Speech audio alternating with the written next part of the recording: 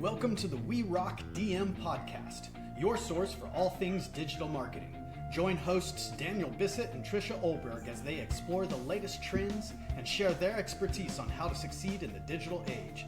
Tune in for expert advice on search engine optimization, social media marketing, and content strategy. We make kick-ass stuff kick-ass. So join us and learn how to rock your digital marketing game.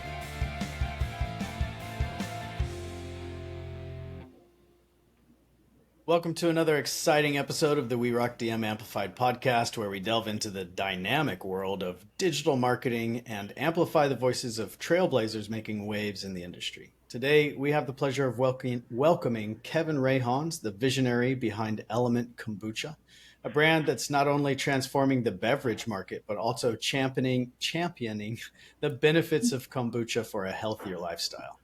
Kevin's been on a mission to spread the message about the unique health benefits of kombucha, and he's doing so with passion and innovation. From grassroots marketing efforts to leveraging social media, Kevin is tirelessly working to ensure that Element Kombucha reaches a broader audience and helps more people discover this remarkable drink. In this episode, we'll explore how Kevin is currently spreading the message of Element and dive into some actionable strategies to elevate his digital marketing game. We'll offer insights on optimizing his website for better user experience and SEO, discuss impactful content marketing techniques, and share tips on enhancing his overall digital presence.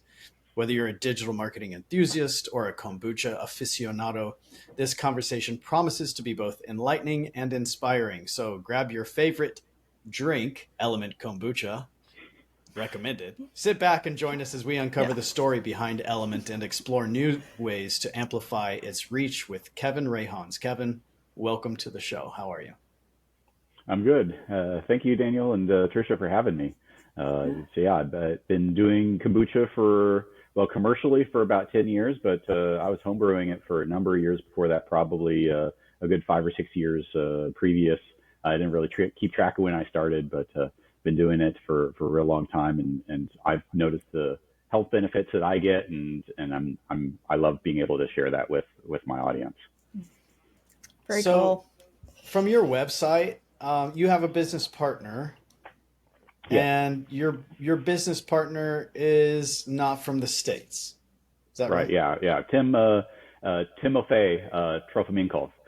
He's a Russian descent. He actually grew up in Siberia. He actually grew up drinking kombucha as well. His mother used to brew it back in their home in Siberia as he was growing up.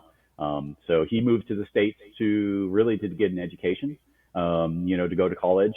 And he told me, while he was in college, he wasn't brewing kombucha or anything like that, but he realized he missed it after he got out of college. And one of his visits back home, he actually brought a culture back. So when I first approached him about the business idea, he was at the time the only person I knew that had a business, and I didn't even know he actually had kombucha growing at home as well. He was like, "Oh yeah, I've got kombucha as well. This is a great idea. Let's do it together." So I wasn't actually looking for him as a partner at the time, but it turned out to be a great partnership. I mean, he's still with the business, and we work well together. So it's really been a great partnership. Oh, that's awesome. I think we should talk about how we met Kevin, Daniel. It's kind of a good story, right? Mm-hmm. So we met Kevin at a ECRM event. I'm not sure what ECRM means, but more or less it was a buyer's event, right? Where we were meeting with a major retailer, and we were demoing our products, right? And so that was the first time Daniel and I had done that. And so it was so great meeting you. We sat down at this table, and Kevin was on the other side of the table. We were waiting for our turn to go and talk with the retailers, and we just started asking Kevin a bunch of questions, and he's so knowledgeable. You've been doing this for 10 years, maybe longer. Yeah. Mm-hmm. And that alone made the trip worth it for us. Oh, for sure. Yeah. I always find value in these trips is just talking to other people, the other business owners. But I sat down with you guys because I kind of assessed the situation there. I mean, we're in Lubbock, Texas, which is, kind of a far off and oddball place. And I was like, I saw how Daniel was dressed, and I was like, these are my people. I need to these are the people that I'm going to sit down and talk to and have a good time with, versus some of these other brands that are like, we're not going to click. So did we look cool? So yeah, it was great meeting you guys. Yeah.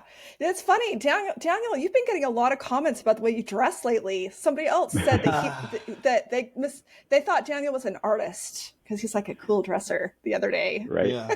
And really, the reality is my wife shops for me, right? So because I am useless at picking out my own clothing, and then I just grab random things out of the closet, and I'm like, these go together, don't they? Screw it. Oh, it's working. Where's the good hat? Well, your wife has a great sense of style. She does. Commend her for me, please. What am I going to wear today? You know? And I'm not wearing one today. I feel almost embarrassed because I got my summer haircut. So, you know, I guess I'll flex that for a minute. But, yeah, you know, the reality is that going to these events is relatively new for me. And the network opportunities are real, but you have to take that first step. And you, my man, took that initiative and sat down at a table with two unknowns. And there seemed to be a real symbiotic relationship there that really we meshed. And Trisha's right. Yeah. Meeting you made the entire thing worth it. So, cool. Thank you. Yeah. So back to kombucha, Element Kombucha. You've been doing this for a long time. Have you gone through several brands, or have you been Element this whole time? We've been Element the whole time. But we did actually start off kind of two businesses as one. We actually started off with a restaurant as well. You know, we in the beginning, you know, we probably this is probably a mistake in some ways, but also a good thing in others. We launched a restaurant as a kombucha bar as well. And we had really good food. We had kombucha on tap. We had kombucha cocktails being made specifically with our kombucha. It really kind of set us apart. You know, like I said, it's like running a restaurant's business, really expensive. I don't know, you know, if you guys know much about running restaurants, but you know, I used to tell people it's like three businesses in one, you know, depending on your restaurant setup. Like we had a bar. That was practically its own business in of itself. It had its own managers, it had its own inventory needs, its own staffing needs. And then the back of house, you know, had its own same thing, you know, managers and staff and inventory needs. And then the front of house is the same thing as well. So it was like so really we were running like four businesses at one. We were trying to run the kombucha business, and we were trying to run a restaurant that's like all these things all rolled into one. So it was a really good benefit for us as a marketing perspective, because we got a lot of press because of it. And we got a lot of recognition, and people were aware of our brand probably faster than we would have. But it was a huge resource drain in a way, just because of time involved and doing everything involved with that. I remember I would wake up in the morning, go down to the business to start brewing, and then come out and then help service at the end of the day. And I'd, you know, be spending 16-hour days working. So it was rough. Right. That's brutal. But yeah, but it was always Element.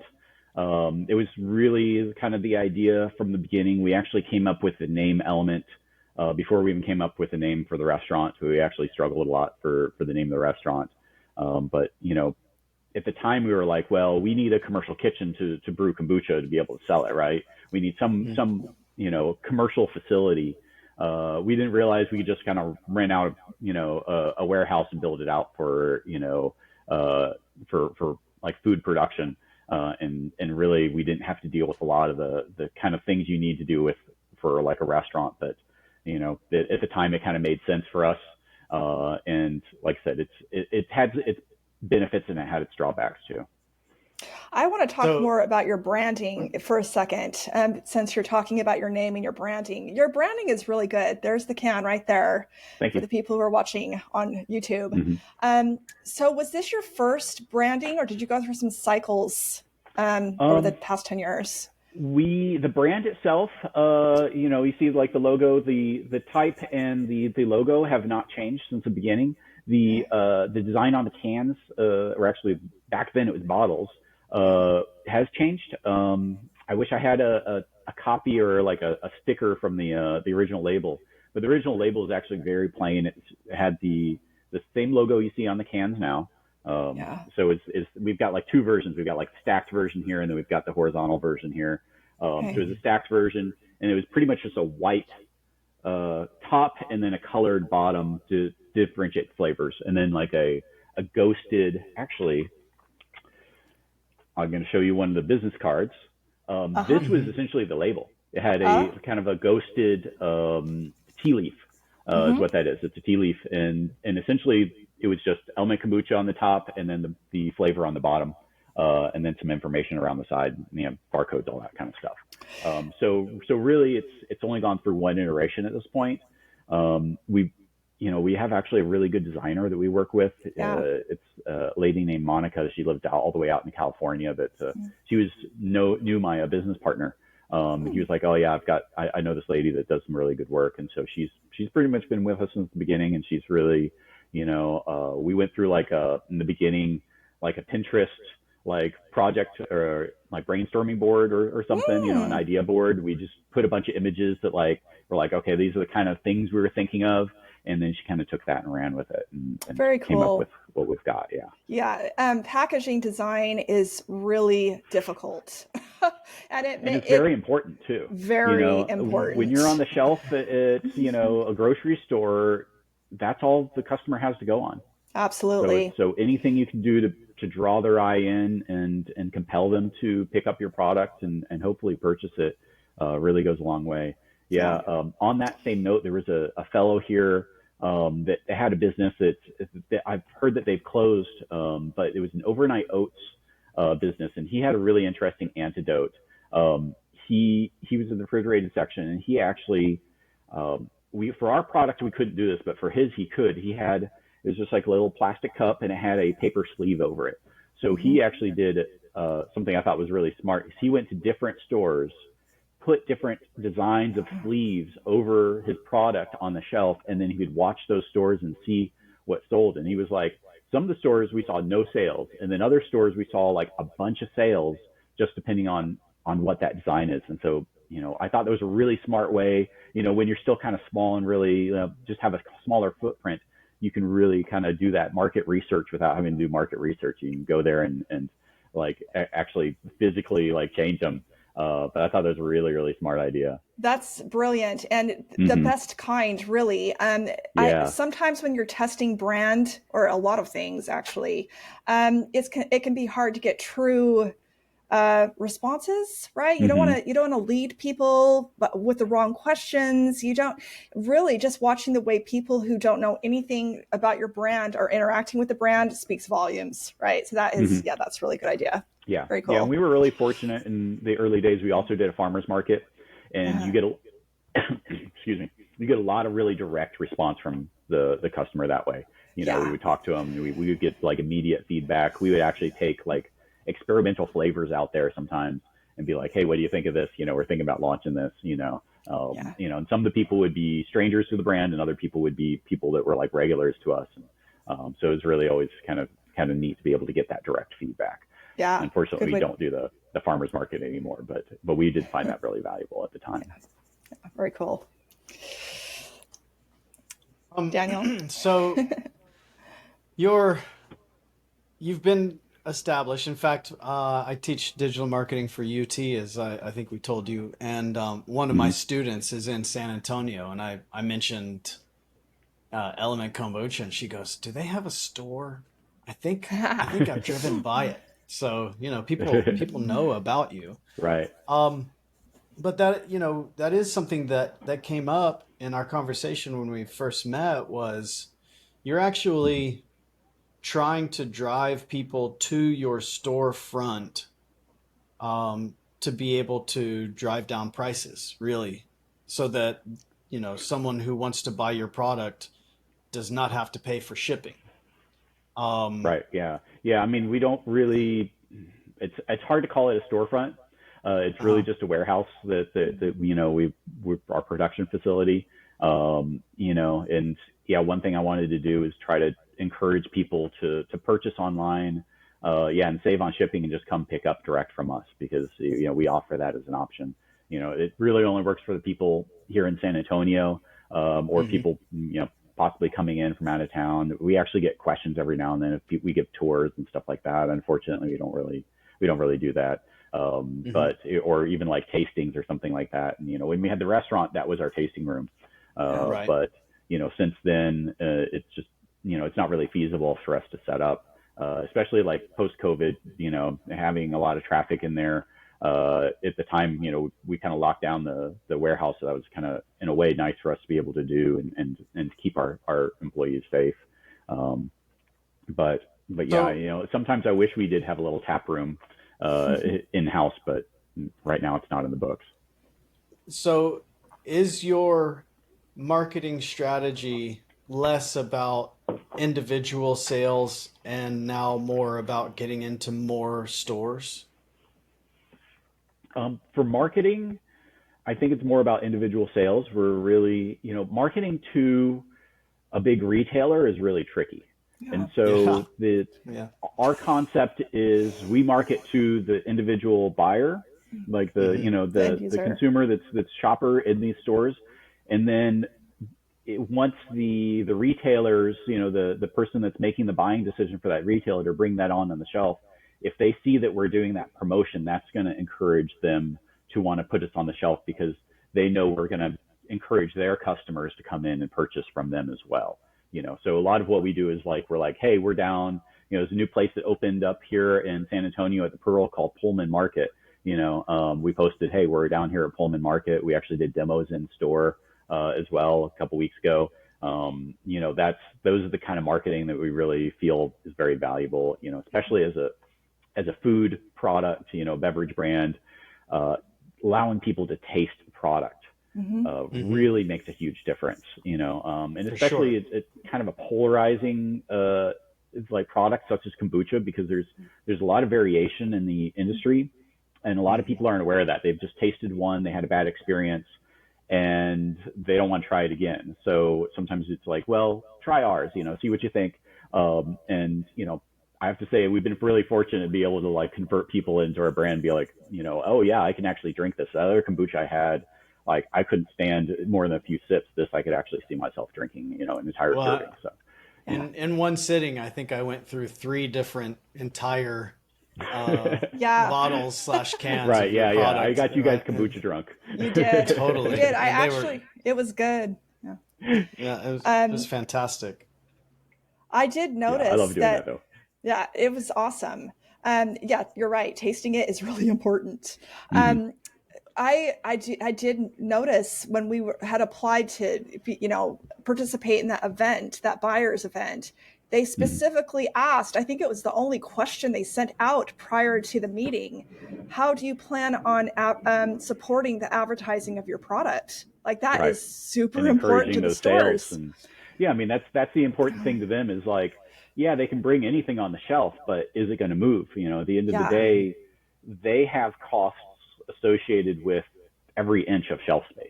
And when we're talking about a product like kombucha, especially, it needs to be refrigerated. So that's even more precious and more expensive space for the retailer to put something on there. So they want to make sure if they put something on that shelf, it's going to move off that shelf and bring in that revenue and pay for that space.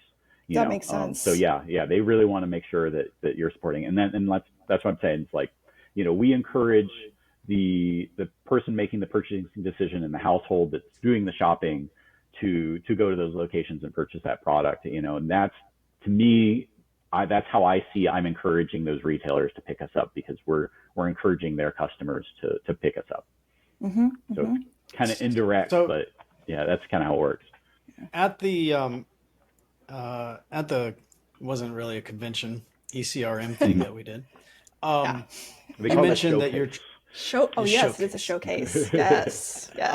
You mentioned that you're trying to get out of Texas. Right. Not get out of Texas, branch out beyond. We're trying to grow beyond Texas. Is probably the best way to put it. We've done a good job. That's hard. We're still kind of figuring it out as we go in a lot of ways. We feel like we've done a really good job saturating San Antonio and Austin, especially because those are close to home. Those are really easy. Austin, you guys are only an hour and a half away, depending on where you're going in Austin. Houston and Dallas are a little trickier because you're talking from San Antonio to Houston is about 4 hours. Dallas is like 5 or 6. But that's still kind of doable. Where we're looking at possibly going out to California. That's we drove it actually. We drove out there earlier this year, and I think it was a 21-hour drive. So yeah, support out there is tricky. So digital marketing is a big one. We're actually trying to work with a broker out there, just because they have the feet on the ground, they have those customer relationships. In the beginning, we were like, we don't want to deal with brokers. They're expensive. We've luckily kind of found one that seems to be has a very good rate. So we're happy to work with them. And then also through the distributors that we're using. So we're using UNFI right now to try to reach out to that region. And they have their own sales team as well to help try to push the product into the retailers. And then, digital marketing and doing demos. So we'll probably have to hire out a third-party demo company out there to actually demo the product. We feel like for our product, those are kind of the two most important things, is just getting that brand recognition through, digital marketing, and then the actual getting the product in customers' hands and getting them to actually taste it, or in their mouths really, and taste Definitely. it and hopefully convert them into customers of ours. So those are really our key strategies. So speaking of your digital marketing strategy, we were actually looking at your Instagram before we had you on, and so just out of curiosity, do you have a strategy for your digital marketing? Yes and no. It's one thing that I've said since the beginning is our company, we have not been very good at marketing. We've been very fortunate because we've been doing really good word of mouth, really good organic kind of growth with, getting, like I said, the farmers market, reaching out directly to our potential customers. And as we're growing, we realize we need more marketing, but we've always kind of been bad at it. It's for a small company, it's really hard to find those marketing dollars when you're worried about making payroll. Spending extra money on marketing is kind of like one thing you feel like you can cut at the time. Yeah. So yeah, it's been really hard for us. I mean, we've been doing it for a while, but I still feel like we're a very young brand. We still have a lot of day-to-day struggles as well. But yeah, I feel like we don't really have like a solid marketing plan. I've kind of come up with some ideas and be like, okay, we need to do, at least a post every week. And we'll do like a post throughout the month. We'll do a post about a flavor. We'll do a post that's like kind of more general. We'll do a post that's more maybe whimsical or something like that. And I don't know how far back you guys went on our Instagram, but like some of the early stuff, we were just like, my philosophy on Instagram and social media in general is, there's people on their phones and they're just scrolling, and like, my thought is like, why are they doing this? And really it just comes down to, you want to be entertained, Yep. So it's just like, let's just do stupid shit that entertains people, one of our first brewers, James, he was helping me out with it. And, he's a big Arnie fan. And so we'd have all sorts of like Terminator and like Arnold Schwarzenegger movies, like referenced, and, stuff like that. And just like, just kind of dumb stuff. And like, we just kind of had a ball with it and just like didn't take it too seriously. And I feel like that's, that actually draws people. Like, they don't want you to be too stuffy. They want to be entertained. Like I said, they want to be entertained. And then you're just like, if stuff's too slick, it's like, well, that's not entertaining. Yeah. So this is so hard. It can be very difficult to figure out how many of those types of posts versus, posts about your actual product there should be, like the ratio, right? And I get asked this question all the time with my own business. My side hustle is Spicewood and Rose, which is actually why we were there. And people, if you've ever looked at my Instagram feed, I have a lot of personal stuff on there, and I did not want to go there. That was not what I wanted to do. But guess what gets the most engagement? My personal stuff. And it's because people want to know the people behind the product, right? They want to know the story. if they you, want to be able to relate, right? They want to, yeah, they want to yeah. understand who they're buying from, right? Yes, and especially as a Mm-hmm. small business owner, people really love supporting small businesses, and I think especially with products, I think that everybody has a dream of creating a product that's going to get picked up by some major retailer. Really, Mm-hmm. right? Right. We Mm-hmm. think this would be so cool. So few of us do it because it's so much work. Oh yeah. Um, so they love stories like that. Just talking about and your background and just giving them a little more of you in there, right? I'm scrolling through your feed and I don't see a lot of posts like that, so that's something to consider. I know that it's Right. not. It can be really, if you're a private person, this can be really difficult. Mm-hmm. I have a friend who's a yoga instructor, and I just gave her the same advice, and I noticed that all of a sudden she's doing a lot of reels, just talking about her day-to-day things going on, and and they're getting a lot of views. Oh, it's good. We have another client who talks about just like her recipes and just stuff that's not even really necessarily tied to her product, but it gets Mm-hmm. people following you and interested, and then they see, oh, this is somebody I really like, and then you throw in your product, and then like, Right. oh, it really kind of works. I feel like the ratio between entertainment type posts and product, I swear, I think it's like 10-1. What is your opinion, Daniel? Yeah, I think that the product posts, I mean, they're beautiful, right? Like if you Mm-hmm. look at your Instagram feed, which is Element Kombucha, Mm-hmm. um, it's a beautiful feed. Like it's pretty, real pretty pictures. Clearly, your photographers have an eye for design and making things stand out. But it feels very, at, and you're right, I didn't go way back. At least the past several months feel very um, similar. Mm-hmm. And I think that diversifying, showing a personality, yes, but also showing that you are real and genuine people with your own stories. I think that that's an opportunity that is currently missing from your strategy. But Yeah. also things like, not maybe behind the scenes. Like you're in the back, you're not going to give a warehouse tour. We'll give a warehouse tour through your Instagram Right. feed, Online. right? Yeah, that's a good Online, idea. Mm-hmm. piece by piece. So it's not the whole tour. It's like today we're just in the entry. Tomorrow we're here, Mm-hmm. and then you work your way through. Eventually, you've got, a lot of insights into what the facility looks like, how you make your stuff, some of the challenges that you have to overcome. COVID, obviously, but like if there's a tornado or hail, it makes it real, it makes it interesting. Mm-hmm. Um, Something else that I might recommend that you throw in there would be UGC, user generated content. So Mm-hmm. instead of it being you or your business partner or your other employees holding cans, consuming it, if you're out in the wild and you go to a party and you've got kombucha provided at that kid's birthday party and you've got some parents enjoying it while their kids are off in the distance, as long as you have their permission to share that photo, man, that could do so much for you just because, again, it makes it more real. So, lifestyle Mhm. photos that are not overcooked,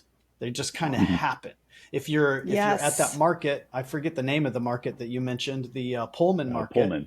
Yeah. right? And you're there doing a demo.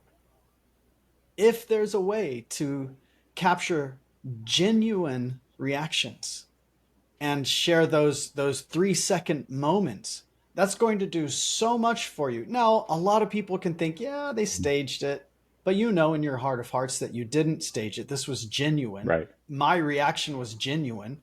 If we had been able to capture it, it would have been magical material for something like your Instagram feed. Educational information. I mean, your kombucha product is unlike others because you're putting, um like, you're infusing it with what oils? I don't know what you're infusing it with. These other biological Herbs botanical elements, for the Herbs. right? most part. Herbs, right? Yeah. Herbs and Um, you botanicals. can Yeah. talk you can talk about the benefits of this herbal uh, herbal Yes. conglomeration Hmm. of elements, that you've shoved into this one thing. Not just the can, but what do they do for the consumer? And why Hmm. does that matter to you? And why should that matter to the people who consume your product? Something else would be um, like influencers, you know, Mm-hmm. um, going somewhere with someone who has a following and putting a can in their hand and saying, look, my budget's super tight, but I can give you a free case of kombucha every month for the next year. If Hmm. you'll try it and if you like it, because otherwise you don't want it for the rest of the year. Right. Try it, and if you like it, share it with your follower base. Just help us spread this message. A lot of getting real, getting transparent with micro influencers, people that who have a following. One of my friends has 100,000 followers, and he's a fine woodworker. I rarely tap him up, but if I do, he's a friend, and if it makes sense and it doesn't feel like it's salesy, then maybe he'll go with that direction, right? So you Hmm. intersperse all of these different content types into your Instagram feed, and I think that you'll go from 2,500 followers to 20,000 followers within probably a 3 month period. One thing I'm not seeing though is a lot of engagement back and forth. So there are some posts where you just have one comment. You should never have an odd number of comments. There should always be your response, and that will always make it even, right? Unless you respond twice. Hmm. Um, Right. but you should always try to encourage that re engagement. But if nothing else, it implements a bit of the network effect whereby the more people who engage, the more people engage. The more people who comment, the more Hmm. people will comment. So just from a Reach will numbers grow. base, if they see 20 in the comments, not knowing that half of them are yours, they're likely to jump in and comment themselves. And just the very nature of Right. opening the comment box means that they're way more likely to actually leave a comment. Um, Of course. Yeah. so I would recommend maybe massaging those different content types into your strategy. You've already got the Okay. beauty element. You've got the incredible product element. Now let's expand with how we share that information, right? Did you want to say anything, Trisha, before I move on? Yes, I have two things to say. Look at all this digital marketing advice. Woo! This I just wanted to say this is all brand awareness, right? You're not Right. trying to sell. You do sell online, but you're not really using your Instagram for that. Or your social media. You're trying to get people to recognize your brand. So someday when they're walking through HEB and they're choosing kombucha and they see your brand and just something triggers, they're like, oh, I've seen that somewhere. I mean, it works. This Exactly. can be Yeah. so frustrating for companies who are trying to grow brand awareness because it's not always palpable, right? You can't always track that kind of progress, but Hmm. it works. One time I was walking into a taco shop uh, and this girl came up to me and she's like, Trisha. And I had this, oh shit moment because I didn't know who she You're like, do I was. know Like, this person? I don't know. exactly. Am I And she's supposed to like, know this person? yeah. And she's like, oh, Spicewood and Rose. I'm like, yeah. She's like, oh, I follow you on Instagram. Shocking, right? You Oh, just never cool. know. Mhm. You never know who is Right. watching. So it's worthwhile. It really does work. But it's a lot of work. I know it can Hmm. be frustrating, and it's hard Yeah, it's hard to finding time measure. for it. When Yeah, you're busy trying to keep the whole operation of the business, rolling. yeah. It's just like another thing that you're I like, know. I'll do it later. I'll do it later. I know. I It is know. hard. Yeah, I have to anytime that I'm doing any of the social media, I'm like, okay, I need to carve out some time to actually do it. I mean, I've got tools I someone clued me into Buffer earlier this year, And, I've got that installed and set up. It allows you to like, schedule a bunch of posts ahead of time, stuff like that. But, it's just finding the time to sit down and even do that, it's difficult. Yeah, it's good to get help with that kind of a thing. You have your business that you're running, Right. so that's understandable. So here's my second comment. So back to your branding. You do have a very I don't know you have a specific target audience that you're attracting with your branding. I would say it's the yogi vibe, and I'm a yogi, so of course I love that. Would you say that you have a really defined target audience that you're trying to reach? To a degree, yeah. I mean, it's a lot of the branding itself really comes from me and my partner Tim, really, because that's the kind of people we are. Like when we had the restaurant, we actually had there's this yoga company that's called Mobile Om, and they go and do remote yoga at different places. They actually did it at our restaurant for a few months right after we first opened. And like I jumped in and did yoga with them for a couple of sessions, when I had time to do it.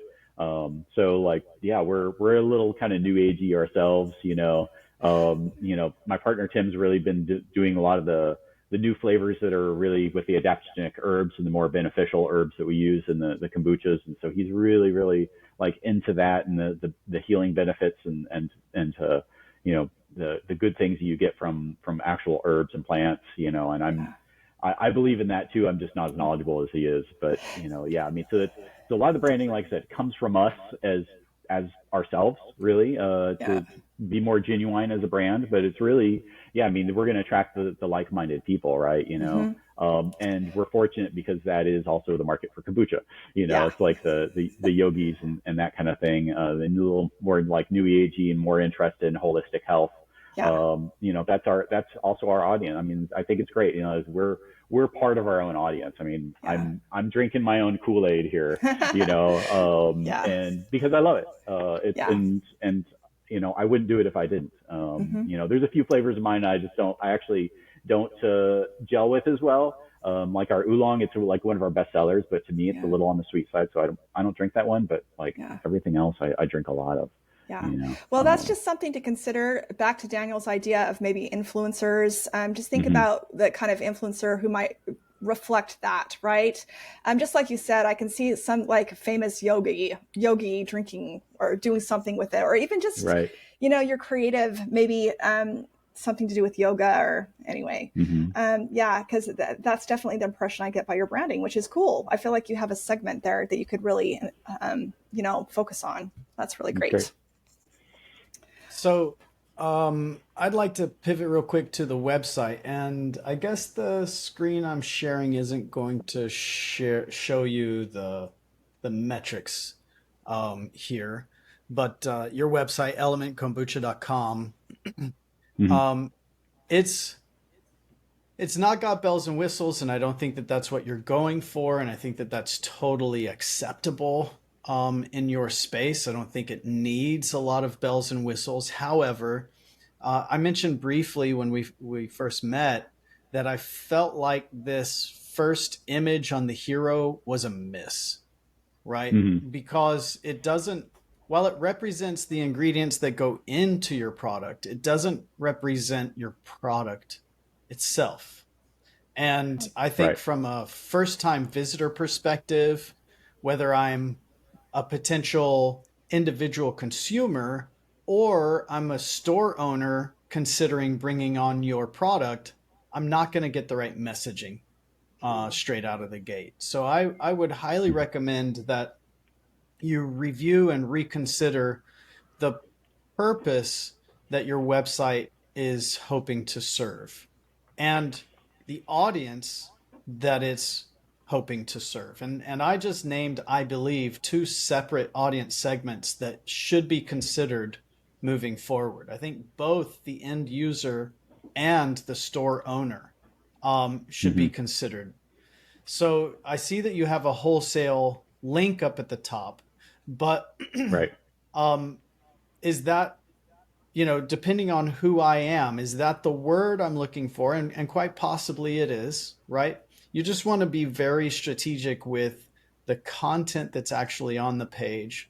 So we've analyzed the imagery. at least on the hero.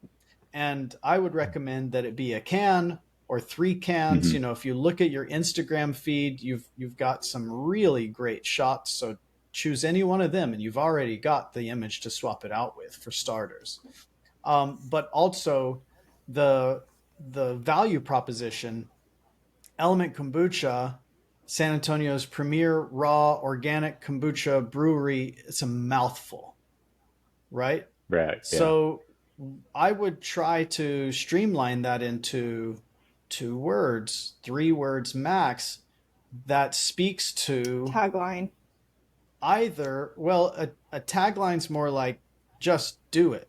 I think a value prop is what wants to go here, but um, our kombucha makes your body happy, or something that really speaks to the consumer and quite possibly the vendor both.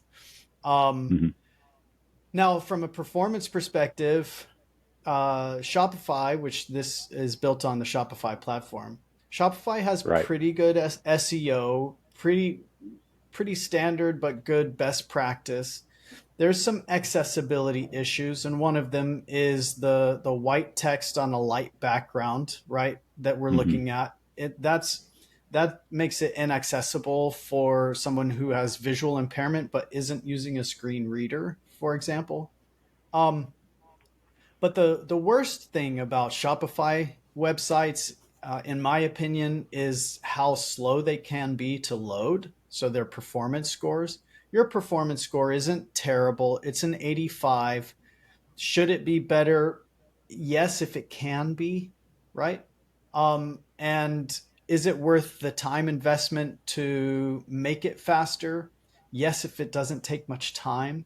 And I've identified a few opportunities that I think would be really easy for you to incorporate at very low lift, right? Um, One is the actual size, and by that I mean the weight of the imagery. Some of the Mm-hmm. images, I think this one is maybe 500 kilobytes. Whatever you replace it with, I would recommend is maybe Right. 200 kilobytes in size. Um, and going down your page, we've got some really beautiful images, but then we have this slider.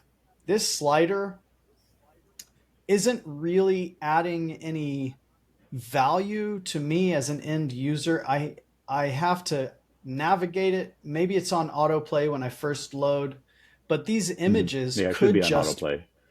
these images could just be in a gallery, or they could be kind of a Right. mosaic on this page, and then we're getting rid of the carousel element that may be potential bloat. um, Mm-hmm. we can then be more strategic on which of the images we have large, which of them we have small, and then we can size them and compress them accordingly so that we can get the biggest bang for our buck. And by just cleaning up your imagery use, your images, and maybe removing the carousel and swapping it out for a mosaic gallery, your performance will probably go up 5 to 7 points.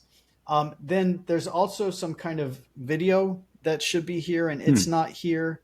It may be causing a little bit of delay in the performance just as it tries to spin up, but my guess is the very fact that it's not available means that it didn't take any bandwidth. And so if it were, maybe your performance score would be even lower. Right. Um, I don't know why Not being, that's the case. Last time I went, it was there, so I'll yeah, have to I mean, check into that. I've loaded it 3 different times on 2 different browsers, and I'm not seeing that video. So I would maybe check it out now and see Interesting. see if where it's being housed is broken, or who knows what. Oh And this yeah, it's happens in not the showing up Yeah, for me that's either. website odd. space, right? Yeah, That yeah. happens. Things, plugins, add-ons, extensions, whatever they're called in Mm-hmm. Shopify, they get updated and something else doesn't, and then there's some kind of miscommunication and something breaks for a short period of Yeah, time. So it you happens. may Yeah. be Yeah. able to update it yourself, you may not. But those Mm-hmm. few elements might help speed it up. And again, you've got great imagery. It's just, what are we trying to do with it?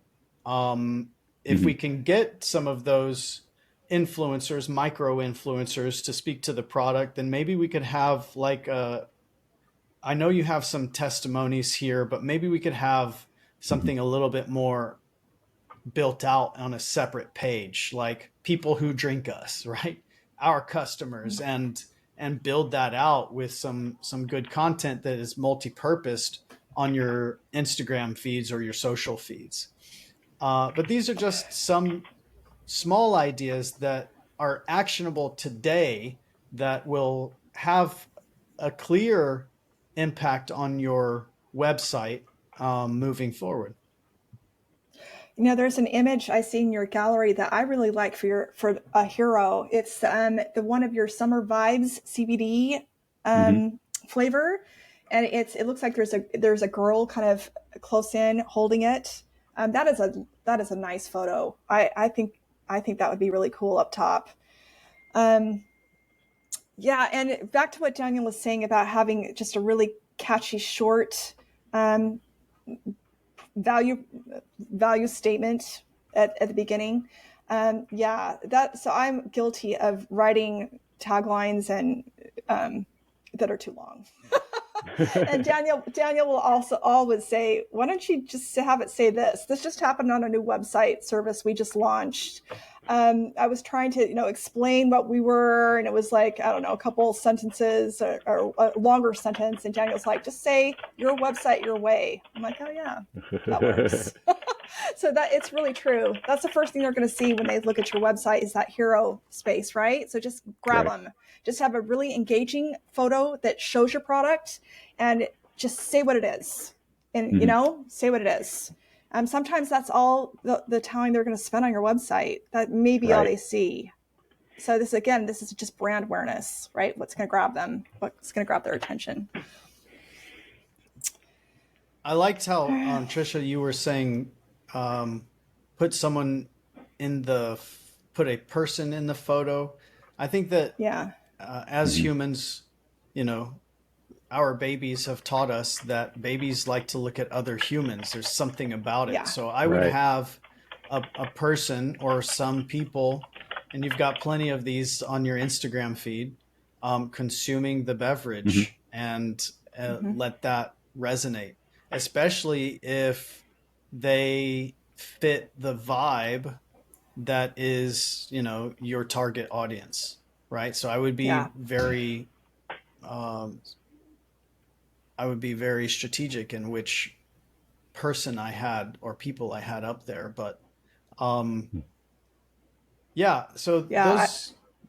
are just some ideas that you can work on today and maybe have an impact.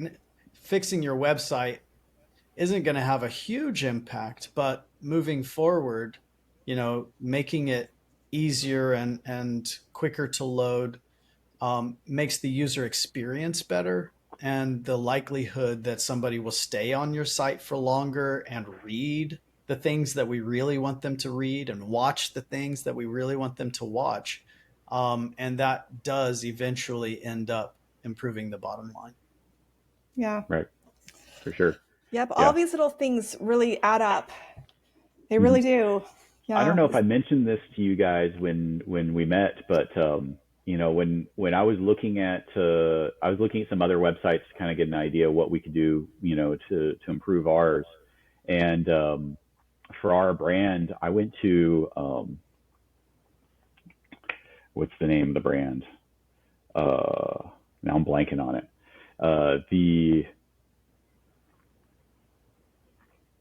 It's a shampoo brand. And they have a bunch of botanicals, and it's like super popular. I'm like, why am I not thinking about this? Herbal Essence? Yes, Herbal Essences. Okay. Yeah, and like I'm gonna go look it up. I actually almost want to model our website after them, because it has these are the herbs that we use, and these are the benefits of the herbs. So you can search for your product by herb, and you can search for it by by flavor or something like that. And I was like, we're not selling shampoo, but we have the same kind of ideas about, the herbs and them being beneficial and doing different things. And like maybe our customers want to see, Shopify herb, or at least, if nothing else, it'll help with the SEO and be like, oh, well, I'm searching for ginger and kombucha, and there's like a page that says, oh, well, here's our ginger kombuchas with ginger in it, or something along those lines.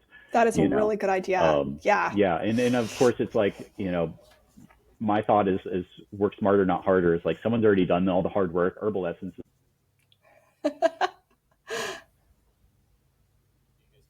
Yeah, you cut out there for a second. We'll cut that out. Oh, and I can't hear you.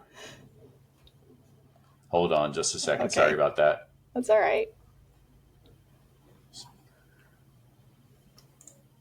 Okay. Can you hear me? Yes. I still can't hear you. Something's changed with your mic, though. Yeah, your mic has changed. Okay, sorry about that. I have to use like onboard audio. That's all right. Bluetooth's dead. But what was I saying? Yeah, it's like they've already done the work, and they have people smarter than me building these things. And why don't I just like kind of steal those ideas? Of course, now if I do it, now I'm going to be in big trouble because they'll be like, you stole our website. But no, you're not the only product out there who is trying to highlight the ingredients. That's more or less what you're doing. Exactly. And that's a really good idea. I mean, that is what makes your product unique. So I think that is really smart. And so, my thought was like, let's look at what other, products, and we're very different industries. Like I said, we're not selling shampoo, but what other products are out there that are trying to educate their customers in the same way we need to educate ours. Yeah. And I think that's really smart. To that end, I would recommend that you, hold on, I hear myself, let me, echo. Oh, we can't change your echo cancellation. I would recommend that you go somewhere like answerthepublic.com. You put in the word kombucha, and then you find out all of the questions that people are looking for answers to, and you use this as your guide for content creation, be it for your website or your social media strategies. Oh, that's interesting. I didn't know that existed. That's really neat. Yeah, with the free version, you only get 3 searches a day or a week, and you can't click into the details of everything, but it's definitely enough to do some damage and get some real good ideas. Oh, very cool. Yeah. So we're just about out of time. Do you have anything that you would like to share to others who are maybe in your same space in the kombucha world or the CPG space, consumer product, or consumer packaged goods, or a small business person trying to get started, and some of the things that you've learned over the many years that you've been at this? I mean, really, it's about perseverance is a lot of it, and continuing, not getting like kind of frustrated and giving up. I think that's the biggest thing, is any small business owner to tell you that's one thing that you're always pushing through the next like hurdle. The other thing is find help where you can. When I wanted to start the business, I didn't start on my own. I went and found somebody, and luckily the first person I talked to actually ended up being my partner. But talk to people, and it goes back to the whole, like, it takes a village, like, you're not alone. And it's so much easier to tackle something like this, if you've got some support, to do it. And if you have a partnership, where you guys can work off of each other's strengths and weaknesses and that kind of thing, because everyone's got, weaknesses. And at the end of the day, we're all limited to how many hours are in the day as well. So, you can only do so much on your own as a single person. So really, those are the biggest things, and I told you guys about business mentorship, the SBDC, the Small Business Development Center at the, University of Texas here in Texas, but I think they're nationwide. And they're there to help small businesses grow. And they've been a resource that I continue to use. So, anything like that, I think it's the best thing is like realize that you're not alone, and that it's not a bad thing to reach out and ask for help. Yeah, that's great advice. So, before we cut loose, Kevin, tell us the locations where we can find your Element Kombucha around Texas. So right now in Texas, HEB, any of the HEBs with a healthy living section will be in their cooler there. The Whole Foods here in San Antonio and Austin all have us, and the natural grocers all over the state have us. And we're continuing to add new locations. I mean, there's a bunch of small markets, like I said, like the Pullman Market. There's Blue Star Provisions here in San Antonio. Austin, unfortunately, I'm not as clear on all the small markets, but I know we've got a few small markets, like a Tom's market there in Austin. And there's a couple other small bodegas that carry us as well. Just check at your local retailer and ask about us. That's the biggest thing that really helps. Some of these small retailers, they really do listen to their customers of what products they really want. I've had a guy call me up and he's like, yeah, my customer's been asking for your product. I'd like to bring it in. That's awesome. So, it's always a benefit, talk to their people. They're the managers that run the stores or make these buying decisions. And, now we work with a bunch of distributors here in Texas that can help us really get our product out there. So. That's great. Kevin, you have not disappointed. This has been great. I loved your product. I loved meeting you, and I feel very fortunate to have met both of those on the same day, your product and you. Well, thank you. Yeah, it's great meeting you guys. So like I said, I saw you and I was like, these are going to be cool people to talk to. I don't want to make this trip, any more boring than it is. So I'm glad to have met you guys and I enjoyed my time in Lubbock. You guys are part of that reason. Oh, that's great. Thanks, same. Thank you.